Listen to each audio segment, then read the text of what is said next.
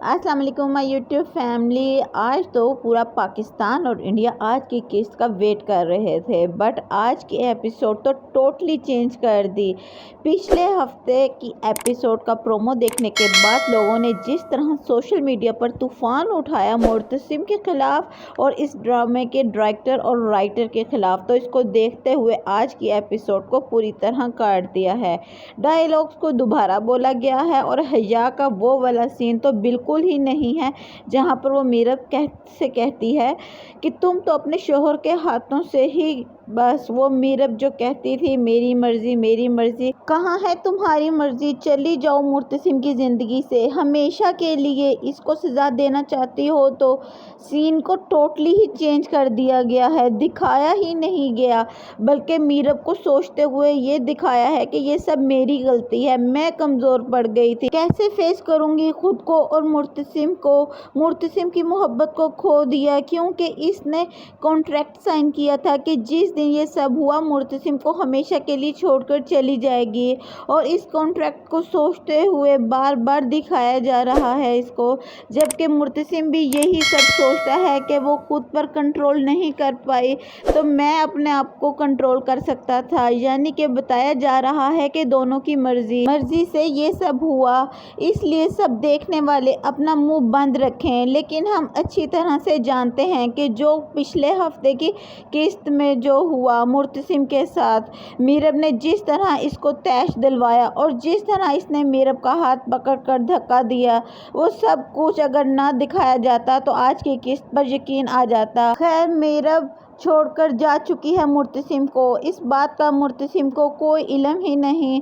वो घर से रात को ही जा चुका था अपने उस मुकाम पर जहां पहले भी मीरब को खोने के बाद रात गुजार चुका है।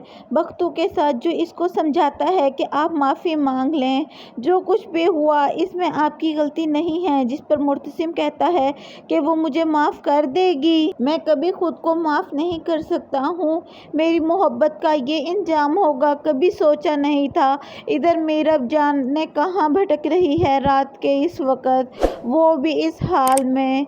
इधर उसके वालिद वक्कास साहब को अचानक से महसूस होता है कि मीरब रो रही है, वो यहीं पर थी, वो आई थी, जबकि अनिला समझाती है कि क्या हो गया है आपको, मीरब अपने घर में है अपने शोहर के साथ हैदराबाद में, यहाँ कैसे आ सकती है, आप क्यों ऐसा कर रहे हैं। जिस पर वो रोते हुए अपनी बीवी को यकीन दिलाने की कोशिश करते हैं, वो आई थी, वो बहुत रो रही थी, वो अपने बाबा से मायूस हो चुकी है।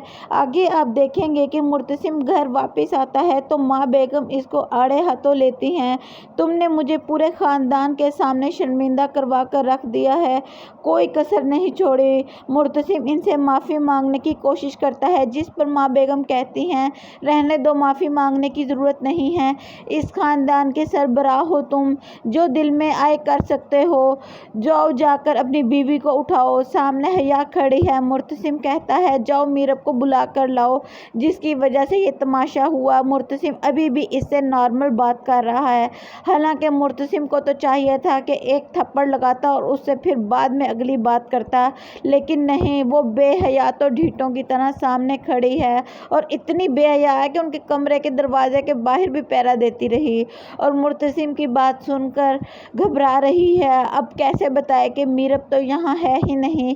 इससे पहले कि मुर्तसिम कोई कदम उठाता, मीरब की गुमशुदगी के बारे में इसको पता चलता, हया के साथ क्या करना है, इतने में नोरेज वहाँ पर पहुँच जाता है और माँ बेगम से कहता है कि मरियम ने मुझे सब बता दिया है, ने इसकी शादी ज़बरदस्ती की है और ये भी कि मलिक ज़ुबैर ने इसके साथ क्या किया।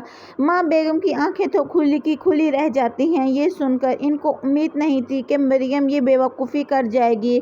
मीरब को भूलकर सब मरियम और नरेश की टेंशन में पड़ जाते हैं।